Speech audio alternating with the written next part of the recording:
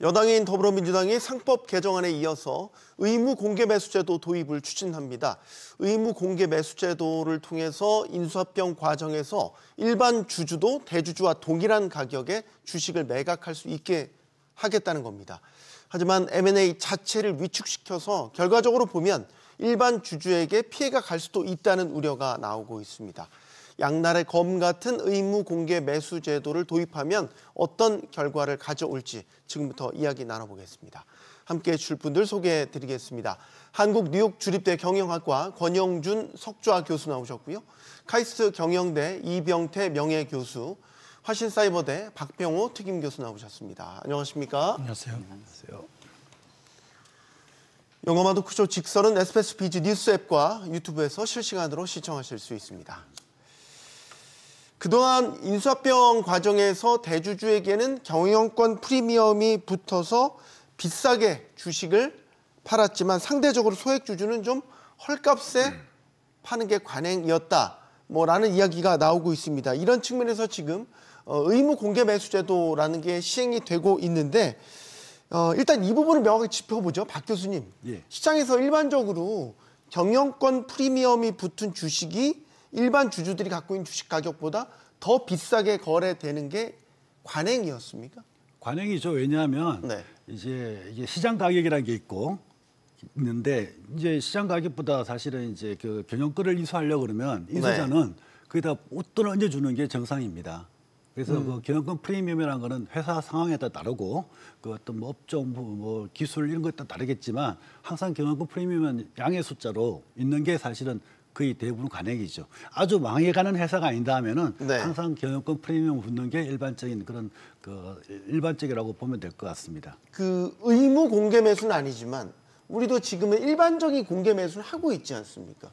그 공개 매수 가격을 책정할 때는 최근 거래 가격이라든지 이런 것들을 이제 합산해서 매수가를 정하기도 하죠. 그렇습니다. 저기 그 일반적으로 합병 같은 거 할 때는 합병 반대하는 주주들에게는 그 합병 매수 청구권 통해서 공개 매수를 있죠. 하는데 비상장 기업 같은 경우도 사실은 이런 의무 공개 매수 제도가 있습니다. 왜냐하면 계약에 의해서 그 M&A 용어상으로는 태그 어롱이라고 그러는데 한국말로 하면 뭐 매도 동반 매도 청구권 같은 거예요. 그래서 계약에 의해 가지고 대주주가 엑시트할 때 일반 주주들도 엑시트할 수 있는 기회를 주는 그런 태그 어롱 제도가 있는 경우도 있습니다. 그래서 그렇다고 본다면 상장 기업의 소액 주주들도 사실은 이 같이 지배주주와 마찬가지로 경영권 프리미엄을 같이 향유하고 또 엑시트할 수 있는 선택의 기회를 주는 것은 필요하다고 봅니다. 이게 정상이라고 저는 생각하고 있습니다. 예. 자, 이 상황에 대한 의견을 좀 여쭙겠습니다. 그러니까 경영권 프리미엄이 붙는 대주주의 지분은 상대적으로 좀 더 비싼 가격에 주고받고 거래를 한다. 근데 일반 주주는 그렇지 못하다. 이 상황 자체가 온당치 않다고 보시는지부터 의견을 교수님께 먼저 좀 듣겠습니다. 우선 경영권이 무엇이냐? 경영권이라는 것은 이제 CEO를 포함한 임원진들, 이사회가 정상적으로 이제 작동할 때 그걸 경영권이라고 얘기할 수 있을 거예요. 과연 대한민국의 지금 기업들의 이사회 그리고 그 총수가 결정되는 즉 경영권을 갖고 있는 사람이 선발되는 과정이 있는지 정상적인 과정에서 시장이 작동해서 그렇게 된다 그러면 뭐 경영권 프리미엄 있을 수 있다고 봅니다. 그러나 지금 소위 말해서 계속 세습 상속해가지고 그 가는 과정에서 좀 사회적인 물의도 많이 일으키고 있잖아요. 어떤 경우는 심지어 CEO가 감옥에 들어가 있을 때 회사 경영이 더 좋아지고 주가가 올라가는 경우도 많이 있어요. 이건 뭘 말해주는 겁니까? 우리나라의 경영권은 비정상적으로 소위 언론에서 만들어낸 용어를 갖고 계속 지배주주들, 즉 재벌들의 그 소위 말하는 그 오너들이 사실은 이 시장을 좌지우지하는 그 파워를 경영권이라고 했던 것입니다. 뭐 역사가 굉장히 깊죠. 오래됐죠. 그래가지고 뭐 IMF 때는 그런 기업들이 다 지금 국민들한테 피해를 주고서 다 퇴장했고요. 역사의 뒤안길로. 그리고 그 이후에도 뭐 동양그룹의 사태라든지 뭐 등등해서 여러 가지 사회적 물의를 많이 끼쳐온 상태에서 국민들의 그 피해뿐만이 아니라 소액주주들, 대부분의 소액주주들은 일반 국민들이잖아요.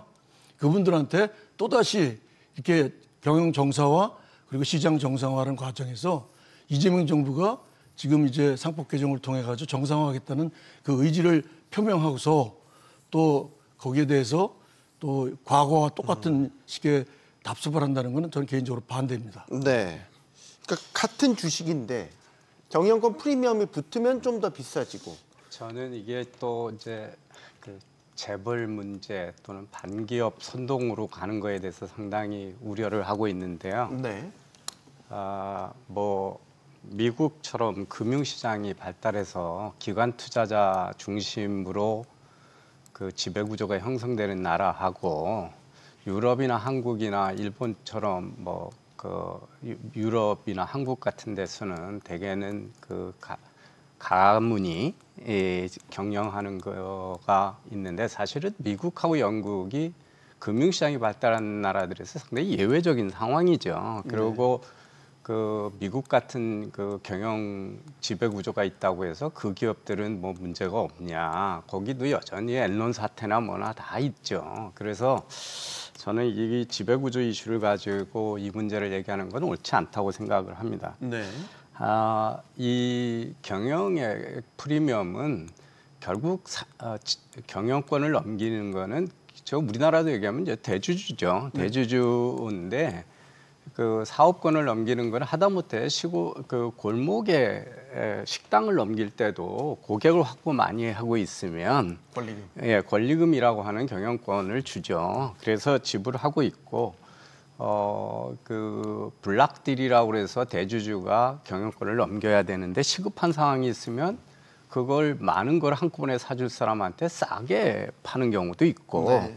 사는 사람이 이 가치가 있다고 생각할 경우에 경영권을 넘겨받기 위해서 프리미엄을 주는 것도 있어서 이거는 뭐 일반적인 일이고 블락딜에서 늘 있는 일이죠. 우리가 그 한 기업의 경영진을 다 임명할 수 있고 정책 결정을 할 수 있고 우리 같으면 대를 이어서 상속을 할 수도 있는 그들의 책임과 권한하고 주식을 사가지고 오늘 아침에 사가지고 내일 파는 사람들하고 책임과 권한이 같으니까 동일한 모든 거에서 동일한 가격을 인정받아야 된다는 거는 사실 그게 더 정의로운 일인지는 우리가 판단하기 어렵죠. 기업들은 우리가 M&A를 해야 되는 이유가 다 다르고 사겠다는 사람이 있을 때가 있고 없을 때가 있는 거고 급하게 구조조정하려면 싸게도 파는 거고 네. 그래서 이런 것들을 너무 획일적인 기준으로 한다는 거는 그만큼 경영을 어렵게 만드는 거죠. 예, 그리고 구조조정을 어렵게 만드는 거고 그래서 저는 이게 뭐 헐값에 소액주주들은 팔고 대주들은 한 혜택을 받았다 이런 시각은 옳지 않다고 봅니다. 사실도 그렇지 않고요. 예. 박 교수님. 예. 그 이제 논점은 뭐냐면 경영권 프리미엄이 있을 경우에 이걸 지배주주만 이제 독식을 해야 되느냐 아니면 소액주주들도 같이 이제 공유해야 되느냐 이 이슈에 있어 가지고는 사실은 이렇게 상장 기업이라 그러면 이게 있는 게 정상입니다. 한국 우리 국내에서도 사실은 법이 97년도인가 생겨가지고 이 제도가 시행됐었습니다. 근데 상장사라면? 예, 상장사라면. 왜냐하면 이제 그 자본금을 모으는 과정 자체가 그렇죠. 시장에서 예. 모았기 때문에. 예. 근데 이제 97년도에 이 제도가 생겼다가 이제 그 아시다시피 97년도 같으면 저희가 IMF 경제 위기가 생겼잖아요. 네. 그래서 많은 기업들이 좀 망가지고 해서 구조조정을 좀 활성화하기 위해 갖고 이 법을 1년 만에 폐지했단 말이에요. 네. 근데 이제 사실 다른 나라들도 이런 제도는 다 있고 자본시장이 선진화되려고 그러면 소액주들도 보호해주는 이런 장치가 있어야 되기 때문에 이 제도가 있는 게 정상입니다. 근데 정상인데 지금까지는 우리가 이제 그거를 시행을 늦추고 시행을 못했던 게 비정상이기 때문에 이제 정상화되는 과정이라고 봐야 되는 거지. 여기에 대해서는 그다지 그렇게 뭐 어떤 게 옳다 그러다의 어떤 논리적인 그런 이슈는 그렇게 많지 않을 걸로 생각하고 있습니다. 네. 저는 그 말씀도 그렇게 동의하기가 어려워요. 그럼 네. 미국 증시는 비정상이겠네요. 미국에는 이런 규제 없거든요.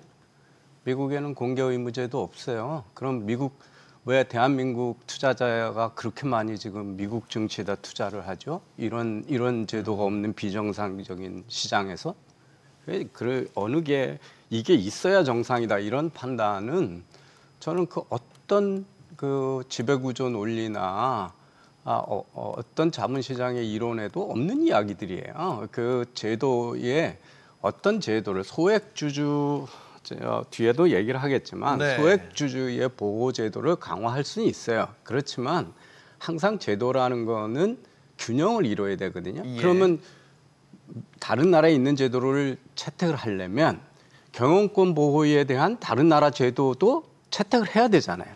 근데 경영권 보호를 위한 다른 나라 제도는 다 불허하면서 소액주주들의 권한을 강화하는 제도만 마땅히 해야 된다. 이게 균형적인 시각의 이야기인지 저는 동의하기 어렵습니다. 두 가지만 제가 얘기할게요.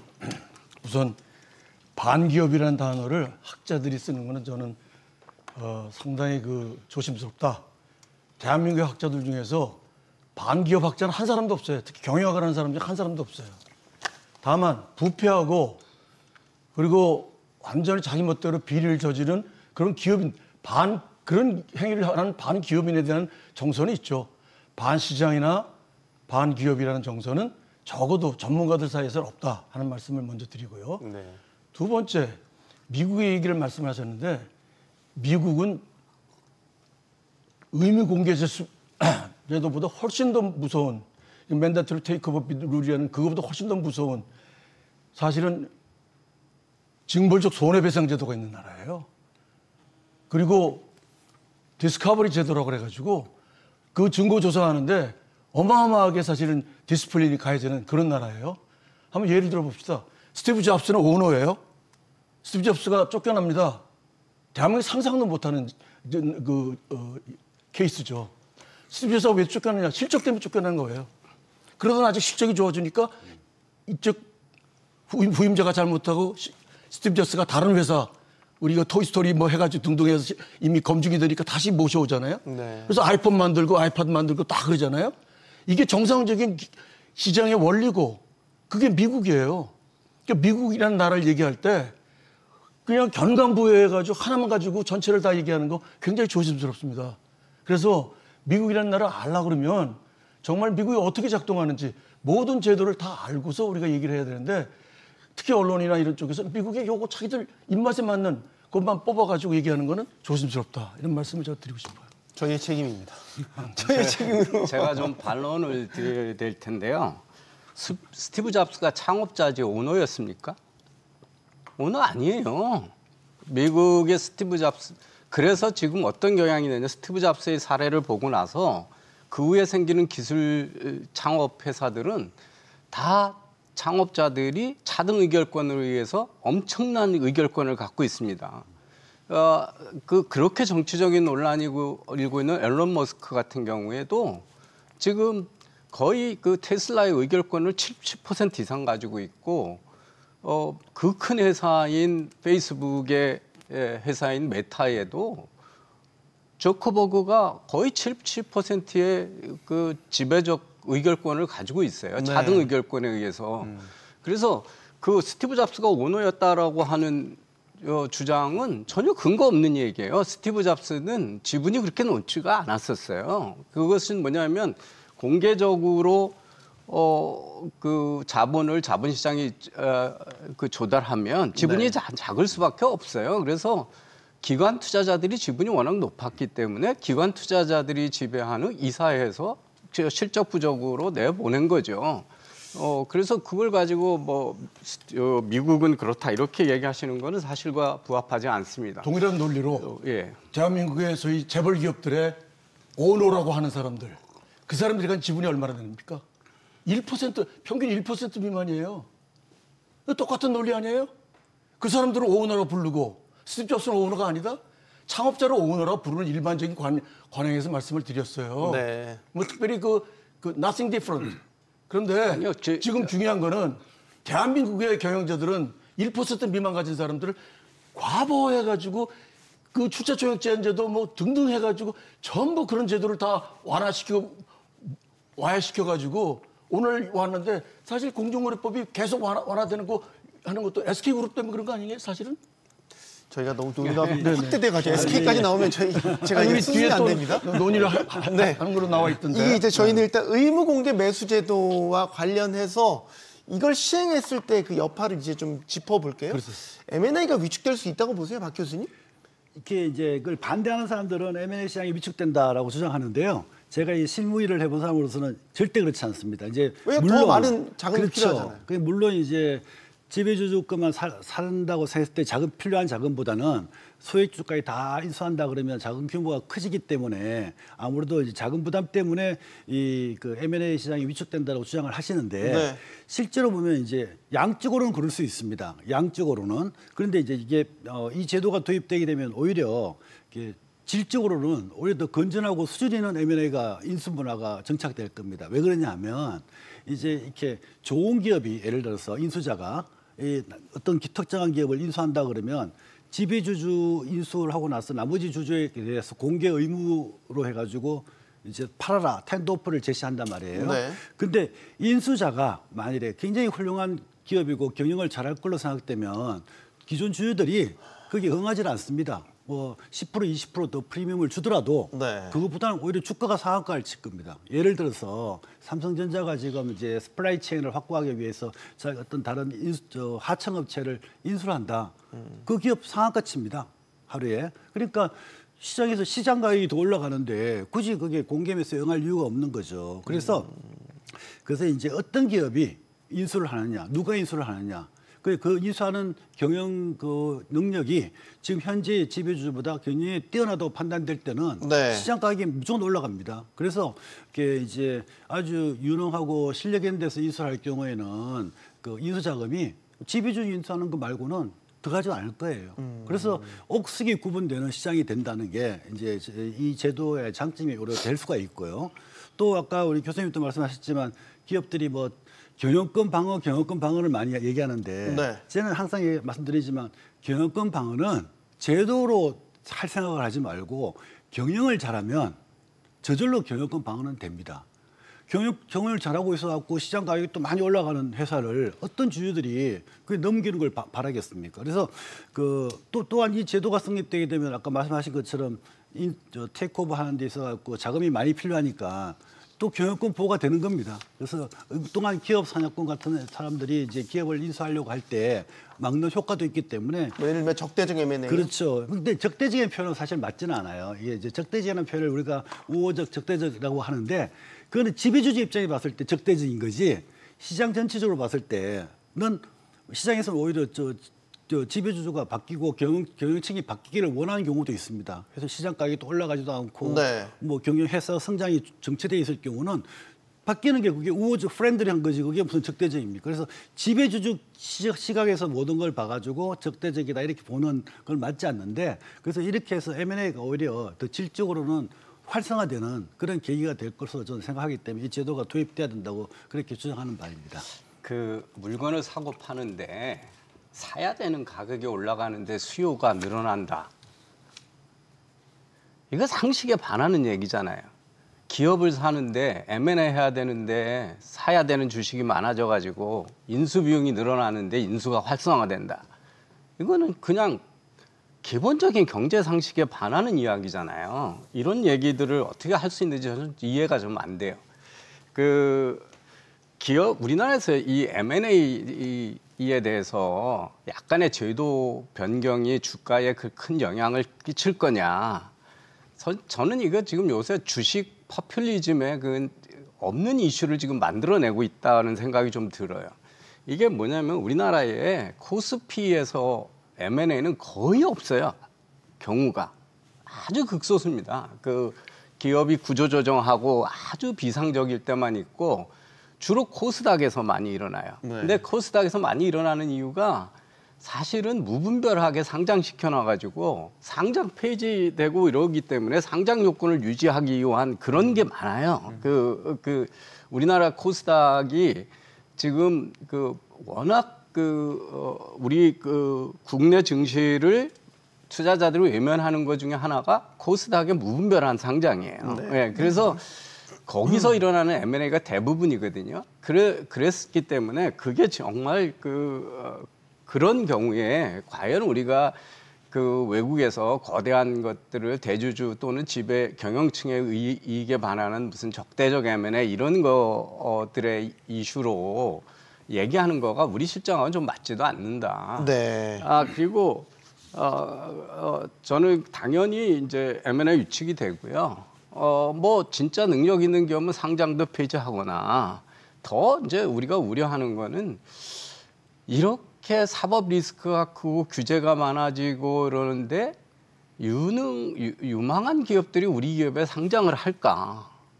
우리 한국 주식시장이에요? 네, 주식시장에 상장을 할까? 뭐 대안이 많잖아요, 기업은. 이건 뭐 우리가 쿠팡 같은 기업들 다 미국에 상장하고 그러잖아요.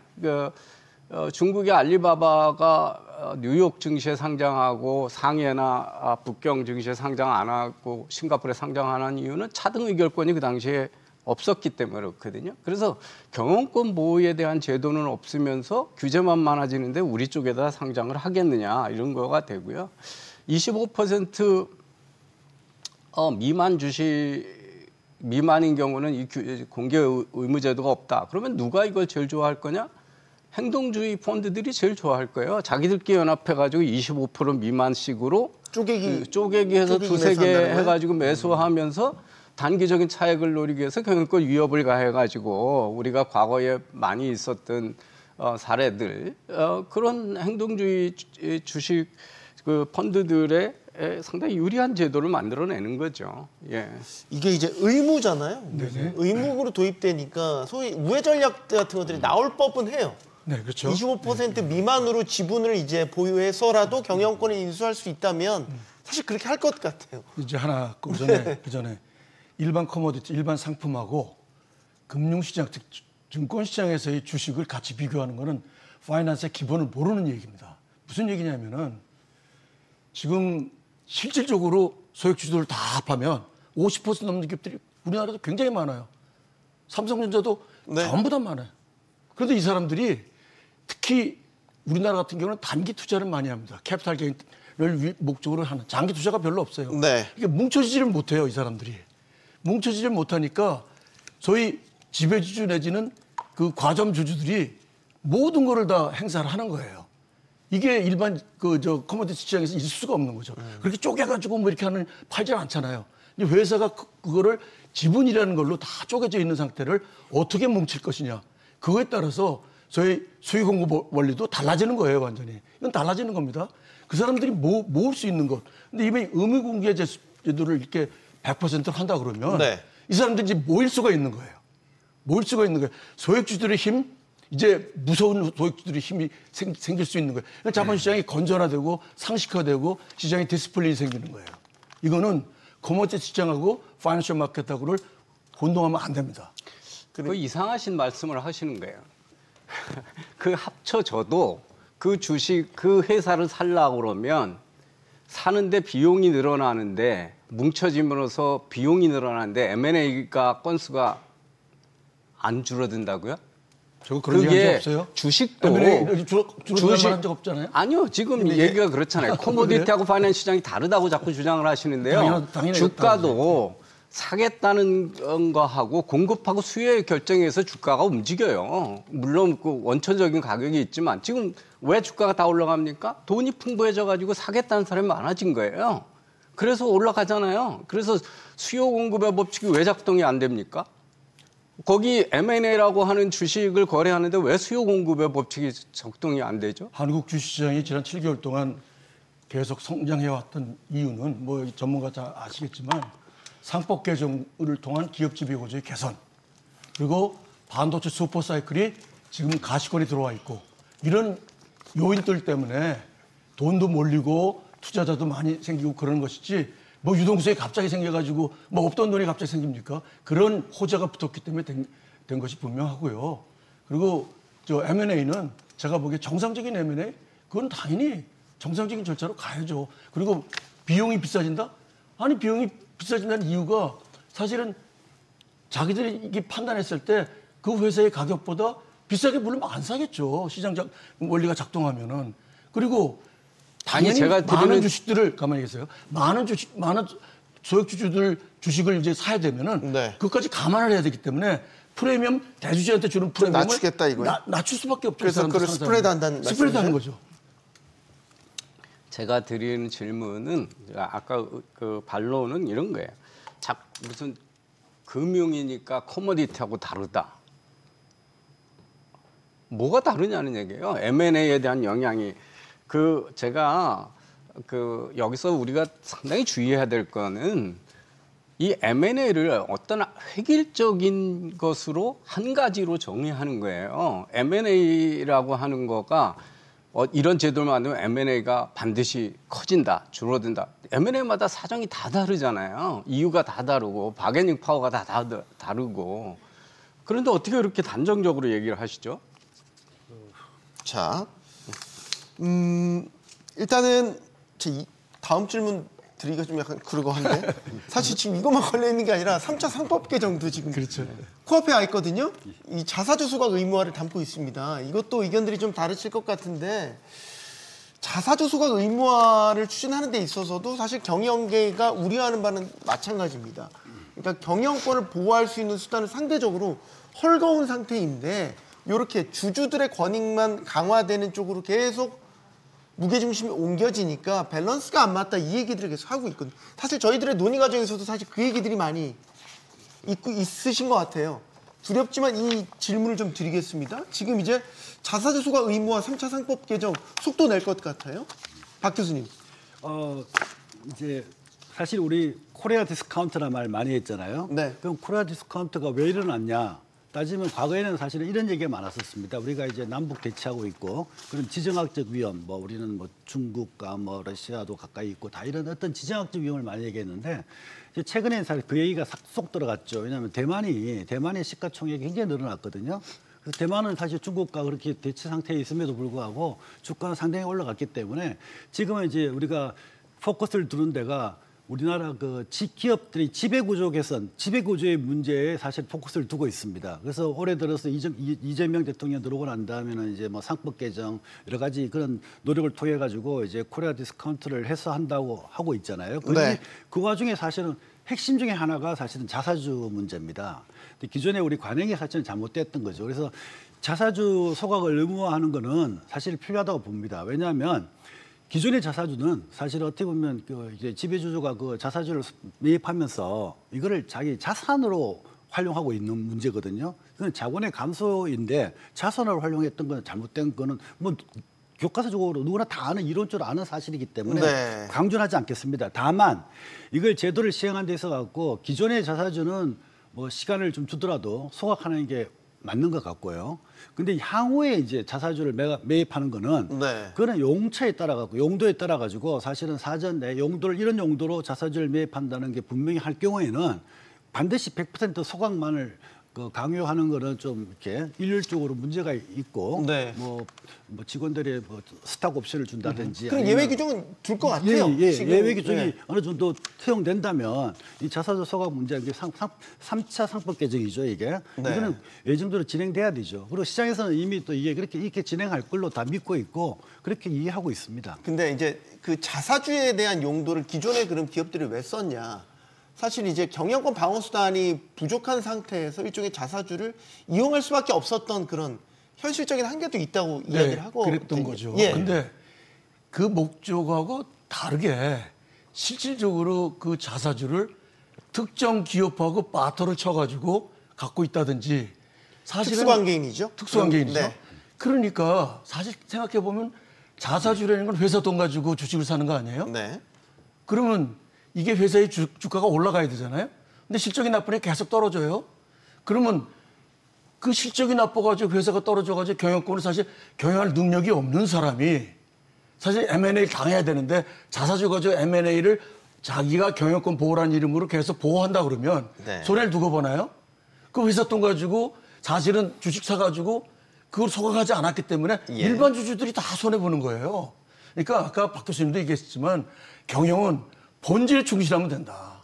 본질을 안 하고 자꾸 딴짓 하려고 그러고 자꾸 특수관계인 하고 이상한 짓 하고 이런 짓 하는 거 없어야 됩니다. 정말 OECD 국가에서 그런 거 허용해 주는 나라는 거의 없어요. 그럼 권 교수님 포이즌 필이나 차등 의결권 도입하는 거는 그런 어떻게 것도 생각하세요? 순차적으로 필요할 때가 되면 논의해서 도입할 수 있다고 생각해요. 그러나 아직은 아니에요. 아직은 아니다. 아직은 아니에요. 네.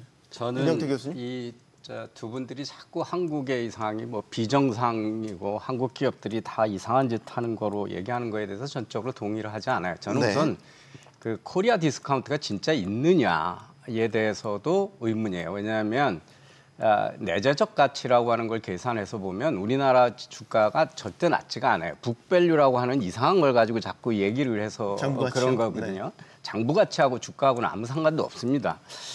그래서 다른 나라의 뭐 유럽 같은 데도 우리 피라미드식 우리처럼 수직 계열에 의한 지배 구조라든지 특히 차등 의결권, 황금주, 포이즌 필 그리고 장기 보유 주식에 대한 가중 의결권 인정하는 거 많고요. 그다음에 분할 이사회 교체하는 스태거드 보드 제도라든지 우선 국부 펀드가 우호 지분을 확보해 준다든지 그런 뭐 전환 주식을 통해서 전환제를 통해서 지배력 유지하는 그 수많은 제도가 한국엔 거의 다 인정이 안 되거든요. 근데 전 세계 지금 글로벌 추세는 뭐냐면 아까도 제가 말씀드렸습니다마는 혁신 기업이나 고성장 기업을 유치하기 위해서 규제를 완화하는 쪽이에요. 자등 의결권, 홍콩, 싱가포르 다 도입했죠. 우리만은 지금 안 하고 있죠. 그다음에 단기주주 행동주의가 증가하면서 경영권 보장치가 점점 강화되고 있어요. 그리고 그런 제도를 가지고 있는 쪽으로 회사들이 옮겨요. 그래서 미국의 대부분 회사가 델라웨어에 그 본사를 두고 있는 이유가 이런 자유가 있기 때문에 그런 거거든요. 그다음에 장기 투자를 유도하기 위해서 가중 의결권이나 충성주 같은 것들을 높이 평가해주고 세제 혜택을 주고 의결권에 우선권을 주고요. 그리고 지정학적 리스크가 커지니까 국부펀드가 전략사업에 황금주 같은 것들을 보유하게 하고 이런 추세에 지금 완전히 그 역으로 가고 있거든요. 우리가 자사주라는 거는 주가 부양이나 재무제표 개선을 위한 수단으로 쓰고 자사주를 매입하는 것만으로도 소강 안 해도 회사가 회사 돈으로 저 주식을 살 때는 지금 주식이 싸다는 얘기구나 이렇게 해서 그 투자자들한테 시그널 주는 효과도 있는 거고 경영권 방어 수단으로 아까 경영권 방어 수단으로 가지고 있다가 우호 지분 그 화이트 나이트 지분하는 게 그게 왜 나쁘다고 생각을 하시죠? 그거 꼭 나쁜 거라고 얘기를 하시죠. 그다음에 전략적 M&A 할 때 현금보다는 자사주끼리 맞교환한다든지 특히 임직원들한테 그 보상으로 스탁옵션 같은 거 주는 많은 용도가 있어요. 이 모든 거를 그냥 하나로 그냥 자사주는 사가지고 다 소각해라.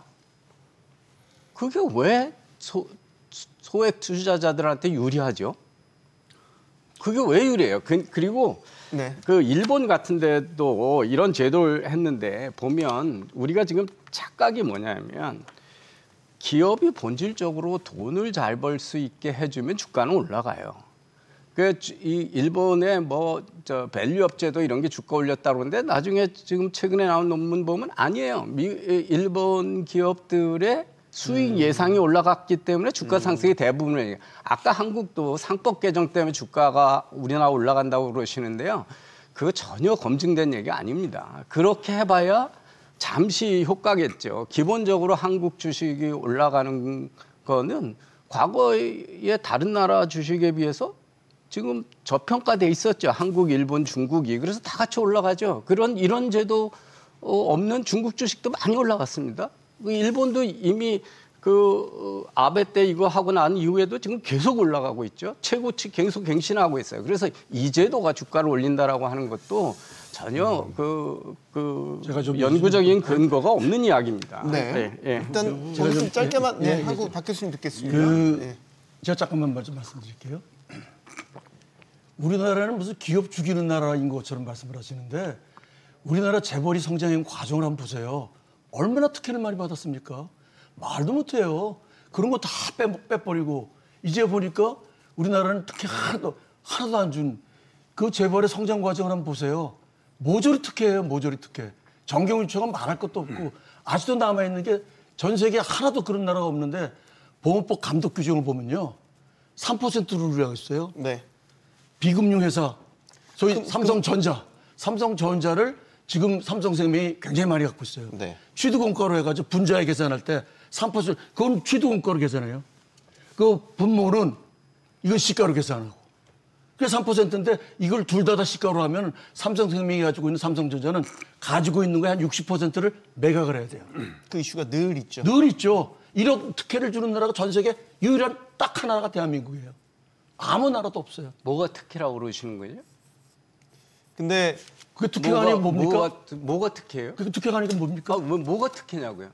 그게 특혜가 아니고 뭐예요? 아니 우기지 마시고 뭘 뭐가 우겨요? 특혜인지 뭘 우겨? 얘기를 하세요. 뭐가 특혜예요? 예의를 지킵시다. 근데 이제 뭐가 삼성전자 특혜냐고요? 이제 그러니까 시가총액이 이제 올라가는 과정에서 최초에 이제 순환고리 출자가 만들어지고 그 과정에 그렇죠. 삼성생명이 전자지분을 이제 가지고 있었던 건데 삼성전자 시가총액이 커지니까 거기에 대해 이제 처분을 어떤 식으로 할까를 두고 매 정권 때마다 갑론을박이 있었죠. 그렇죠. 여기에 대한 결론은 저기 아직은 못 내린 상태 아닙니까? 근데 순환 출자가 왜 생겼어요? 순환 출자가 금융이 없는 나라에서 투자를 하고 회사를 만들려면 순환 출자 이외에는 방법이 없어요. 대한민국이 그렇게 해서 만들어진 나라고 유럽의 많은 나라도 그렇고 일본은 네. 은행들이 만들었어요. 독일도 은행들이 다 가지고 있고 주요 기업을. 네. 나라마다 다 다릅니다. 금융시장이 발전한 나라하고 안 나는 나라하고. 그래놓고 그걸 전부 특혜라고 몰아붙이면 그럼 그때로 돌아가셔가지고 60, 70년대 들어가서 교수님은 대한민국의 기업들을 어떻게 만드실 거예요? 근데 이제 자본이 당시에 없었는데. 압축 성장을 하기 위한 불가피한 어느 정도 그 시대적 환경이 있긴 했었지만 이제 그런 시대를 지나가서 우리가 이제 정리를 하자라는 이제 논의들이 계속 나왔죠. 아니요. 아직 결론을 내리지 못한 상태인 시장 거고. 정상화, 아니, 기업 정상화. 자꾸 정상화. 정상화라는 말씀을 쓰시는데 네. 기업 지배 구조의 정상이고 모범이 이거라고 하는 이론은 경영 어디에도 없습니다. 경제학에도 없어요. 기업의 지배 구조는 이사들이 주주나 이사들이 결정할 일이지. 교수님은 경제력 집중이 다 풀어줘가지고 왕창 그 기업들이 집중해가지고 IMF 같은 사태가 오면 그걸 바라시는 거예요? 우리나라 학자들이 IMF 원인을 제대로 파악하나요? 그리고 그걸 풀어주면 경제적 집중이 된다고 어떻게 생각하세요? 자 보세요. 집중이 국가 경제 발전에 얼마나 피해를 주는 겁니까? 아니 그거 단정이잖아요. 단정이고. 자 마무리하시죠. 그 슈페터의 혁신 이론에 의하면 어떤 기업도 장기적인 지배나 집중력이 이루어지지 않아요. 그런 것들이 다 그 규제를 합리화하기 위해서 사람들이 만들어낸 얘기들이 더 많죠. 자, 이 정도쯤에서 가름하시면 어떨까 싶어요. 네. 다음 질문을 하려고 하는데 일부러 이걸 안 해야겠습니다. 다른 질문을 제가 일부러 쿨다운 시키려고 해야 되겠어요. 이거 박 교수님께 여쭤보고 싶은 건데 지금 지난주에 여야가 합의를 통해서 배당소득 분리과세 구간 최고 구간 하나 더 신설됐어요. 50억 원 이상. 이거는 대신 세율을 조금 당초 예상보다 높였죠. 30%. 네. 근데 이걸 합산과세를 하면 최대 45%까지 올라간단 말이죠. 이건 이제 여야 간의 정치적 합의가 아닐까 싶어요. 부자감세라는 논란을 일정 정도 피하기 위한 합의가 아닐까 싶은데 결과적으로 보면 분리과세가 이제 시행이 된단 말이에요. 그러면 이제 확연하게 배당에 대한 어떤 욕구라든지 그런 것들이 늘어날 거라고 보시는지? 분명히 늘어날 겁니다. 과거에 높았던 세율에 비하면 25%, 30% 떨어졌기 때문에 높아지긴 지는데 네. 한마디로 표현해드리면 어떻게 보면 이게 정부라든가 이 집권 여당이든 야당이든 정치인들이 좀 소탐대실한다고 저는 보여집니다. 왜냐하면 사실 제 같은 그 일반 투자가들은 배당금으로 2천만 원 또 200만 원 또 나오진 않습니다. 그래서 허들 금액이 2천만 원, 3억, 50억이잖아요. 그 50억이 넘는 배당금을 받는 사람은 아마 대한민국에 한 50에서 100명밖에 안 될 겁니다. 대기업 집단의 총수. 이 사람들만 받을 겁니다. 네, 근데 이 사람들이 지금까지 어떻게 해가지고 재산을 분류하냐 하면 기업 하시는 분들이 특히 대기업 집단에서 분류하냐 하면 이렇게 배당을 주니까 49.5% 세금을 내야 되거든요. 배당을 많이 받아가면. 네. 또 주가도 올라가요. 주가 올라가면 상속세 부담도 되고 하니까 주로 어떻게 해서 회사가 이 사람들이 부를 축적해 왔냐면 새로운 자회사를 하나 만듭니다. 그 투자를 총수일가 집안 사람들이 투자를 해가지고 회사를 키워서 이 회사를 팔면 양도소득세 25%만 내면 됩니다.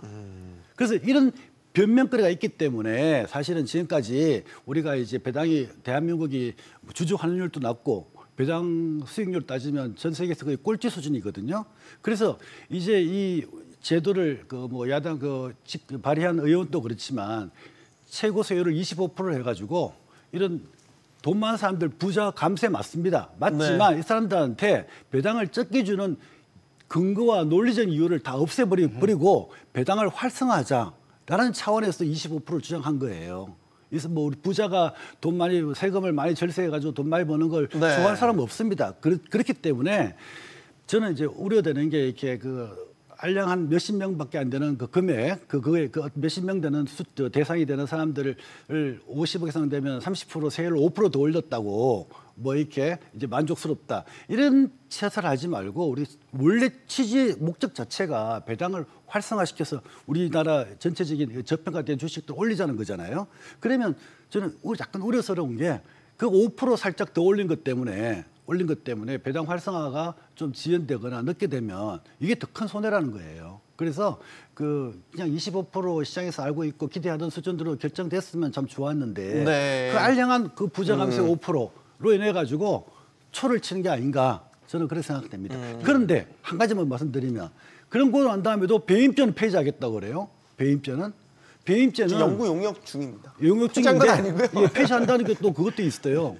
그래서 실제로 대기업 집단의 총수들이 제일 무서워하는 거는 세금보다 더 무서워하는 거는 감옥 가는 겁니다. 배임죄로 인해 가지고. 근데 그거는 풀어주고 부자 감세 앞뒤 맞지 않는 이런 것들은 좀 지양해야 된다는 게 제 생각입니다. 직설이니까 제가 말씀드렸습니다. 네. 저쪽으로 박 교수님 말씀에 동의하면서 좀 보충 설명드리고 싶은 게 왜 배당을 늘려야 되느냐? 자본시장이 건강하게 발전하려면 장기 투자자가 많아야 돼요. 우리나라는 정말로 장기 투자자가 적습니다. 없습니다. 네. 거의 없어요. 특히 소액 투자자들은 장기 투자 안 합니다. 배당 투자 안 해요. 그러니까 장기 투자를 활성화시키기 위해서 사실은 배당 세제를 분리과세해가지고 지금 시도를 하는 건데 그거는 제가 보기에 궁여지책이긴 하지만 이 방향은 맞다.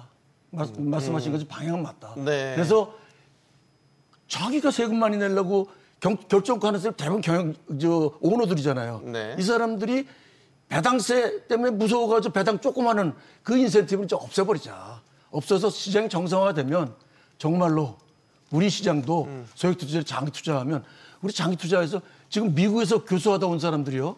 전부 연금이 거기 주식 다 거기서 지금 그 유명한 401k 그렇죠. 401k 말씀하시는 거죠. 전부 해가지고 지금 한국에서 교수들 연금 받는 것보다 훨씬 많아요. 아 그래요? 예, 이런 역전 현상들.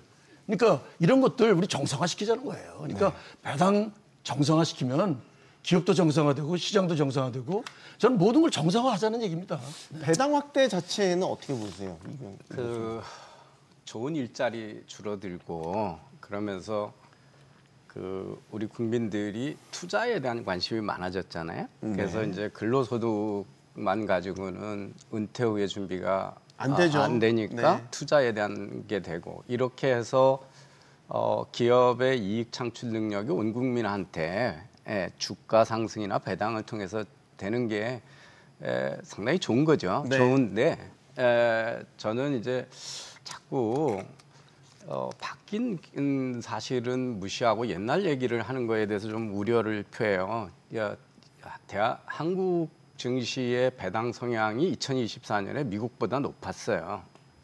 그러니까 자꾸 우리는 지금 배당 안 한다 이런 것들이 현재 추세, 현재 기업들의 행동 변화를 과연 감안하고 있는 거냐 하는 거를 좀 한번 생각해 보실 필요가 있고요. 네.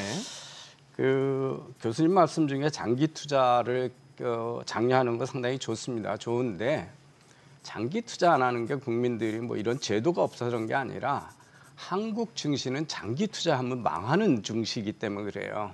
그러니까 미국 증시는 우리가 S&P 500이나 다우지수 인덱스 펀드에 하면 그냥 길게 보면 끊임없이 우상향이거든요. 네. 한국 증시는 그렇지 않습니다. 한국 경제가 상당히 사이클적으로 취약해요. 그래서 사실은 한국 증시가 갖고 있는 그것 때문에 어쩌면 투자자들이 단기 투자하는 거가 지금 그 시장의 특성상의 반영이라고 볼 수가 있죠. 네. 저는 이제 이런 제도를 만들 때 미국 같은 제도에 좋은 제도를 좀 차용을 했으면 어땠을까? 미국은 이제 그 배당 기준일 120일 중에 60일 이상 보유한 주식에 대해서는 이제 세금이 낮고 단기 투자자에 대해서는 우리랑 별 차이가 없을 정도로 높습니다. 그런데 대개는 그렇게 돼서 장기 투자에 대한 유도를 하는 이런 제도 같은 것들을 좀 도입했으면 더 좋은 효과가 있지 않을까 그런 생각을 했는데 그런 것들은 반영이 안 된 것 같습니다. 지금 뭐 장기 투자에 대한 세제 인센티브도 지금 정부 검토 사항 중에 하나이긴 합니다. 짧게만 다음 질문 주세요. 미국 시장하고 우리 시장하고 이제 큰 차이 중에 하나가 미국 시장은 다우존스 소위 에버리지 그 인덱스에 처음부터 지금까지 살아남은 주식이 하나도 없어요. 다 바뀌었어요. 다우존스가요? 그 블루칩? 그러니까 지가 끝까지 버티다가 빠져나갔고요. 그러니까 지금 다 빠져나갔거든요. 130년이 물론 되긴 됐어요. 코카콜라 최초 그 회사는 아니고. 아 그래요? 최초는 아니군요. 그런데 우리 시장 지금 뭐 민주화 이전도 그렇고 민주화 이후에도 그렇고 지금 새로운 기업이 어떤 게 새로운 기업을 기억하세요? 사실 재계순위 1위부터 10위까지는 뭐 변함이 없잖아요. 거의 변함이 없죠. 요새 흔히 얘기하는 매그니피센트 세븐이니 뭐 이런 전부 신기업들, 혁신기업들 이런 것들이 안 나오는 이유가 뭐라고 생각하세요? 그게 바로 경제력 규증에 의한 폐단이다 이거예요. 그러니까 다시 말해서 재벌 기업들이 지금 1차, 2차, 3차 해가지고 전부 하청 기업들 해가지고 지금 완전히 기술 탈취하죠. 그리고 단가 후려치기 하죠. 신생 기업들, 벤처 기업이 나올 수가 없어요. 나올 수가 없는 토양을 정상화시키자는 얘기예요. 제가 뭐 이 교수님 얘기에 무조건 반대하는 게 아니라 이런 기업 환경을 만들어주자, 시장을 만들어주자. 그런 의미에서 우리 한번 생각해보자는 말씀입니다. 재벌이 과연 대체 무슨 죄를 지었다라고 하는 책을 썼어요. 그 지금 교수님 말씀하신 기술 탈취 이런 거 다 신화입니다. 신화예요. 한번 최근에 기술 탈취를 해서 탈취됐다고 입증한 사례가 뭐가 있나 한번 찾아보세요. 있나? 없어요. 그다음에 그럼 판결이 많이 그다음에 없습니다. 그 우기시는 거예요. 그다음에 사실 통계를 보지 않고 우기시는 거예요. 그다음에 교수님이 우기시는 거죠. 한번 찾아보세요. 지금 같이 검색 쉬운 세상에. 그다음에 왜 혁신 기업이 안 나왔어요? 네이버는 어디서 나왔고 카카오는 어디서 나왔고 센츄리는 어디서 나왔어요? 지금 옛날하고 달리 우리나라가 테크 분야의 재벌 포브스지가 한 20명 중에 14명이 다 90년대 이후에 신생기업의 오너들이에요. 왜 안 나옵니까? 마치 재벌 기업만 영속하는 것처럼 그러잖아요. 그리고 아까 기업들 순위, 재계의 순위는 어떤지 몰라도 우리나라도 똑같습니다. 그 블루칩 회사 보면 끊임없이 바뀌고 있어요. 바뀌고 있어요. 그런 것들을 자꾸 통계나 실제하고 다른 얘기들을 하셔가지고 전 참 난감합니다. 이럴 때마다. 알겠습니다. 저희가 준비한 질문을 반 정도밖에 못해서 이 세 분은 저희 연말 특집에 다시 모실 테니까 꼭 나와 주셔야 되겠네요. 오늘 다 하실 말씀을 못 하셨죠? 알겠습니다. 근데 한 가지를 말씀드려야 될 것 같은데 이 교수님 말씀에 30초만 배당 성장이 한국이 미국보다 훨씬 높다 말씀하신 거 우리 듣는 투자자들이 나중에 지금 너무 원통해할 것 같아서 말씀을 드리는데요. 우리 한국이 미국보다 배당 성장이 높지도 않고 미국은 배당보다는요. 잘 들어봐 주십시오. 미국은 배당보다는 자사주 매입을 많이 합니다. 그래서 두 가지를 합친 걸 보고 주주 환원율이라고 그러는데 미국은 우리 한국보다 거의 2~3배가 되고요. 유럽, 일본들도 2배 가까이 되거든요. 그래서 한국의 배당이 더 많다, 배당 성장이 높다 이런 말씀을 딴 데서 하시면 그거는 좀 우리 듣는 소액 투자들은 굉장히 마음 아플 것 같습니다. 재벌의 대주주들이 주가를 높이는 보통은 경영자나 주주들이 주가를 높이는 게 자기한테 유리하잖아요. 근데 한국은 그게 불리한 제도가 있기 때문에 낮게 가져가려고 애를 쓰는 거예요. 그거가 뭐냐 하면 거의 약탈적 상속세도 때문에 그렇습니다. 그래서 그 배당 제도를 성향보다 중요한 게 배당 수익률이에요. 그거를 배당 수익률 비교하시면 저런 얘기 못해요. 변화를 한번 보세요. 전에 비해서 배당 수익률이나 배당 성향이 어떻게 증가하고 있나를 보면 그쪽으로 가고 있는 건 틀림없습니다. 그걸 부정하시면 좀 팩트에 안 맞는 거고요. 연말 특집에 다시 그때 나와서 다 마무리 그때 하시죠. 저희 연말 특집 요 세 분 그대로 모시겠습니다. 저는 안 나오겠습니다. 나오셔야 될 것 같습니다. 지배구조 개선과 소액주주 보호를 위한 법 개정 또 제도 개선 속도를 내고 있습니다. 다만 이제 추진 과정에서 일어날 수 있는 반대 목소리도 만만치 않습니다. 잘 듣고 수용하는 게 필요할 것 같습니다. 마치 답을 정해놓고 밀어붙이는 식은 또 늘 부작용이 따르기 마련이니까요. 토론 마치겠습니다. 여기는 모든 경제가 모이는 SBS 비즈입니다. 시청해주신 여러분 고맙습니다.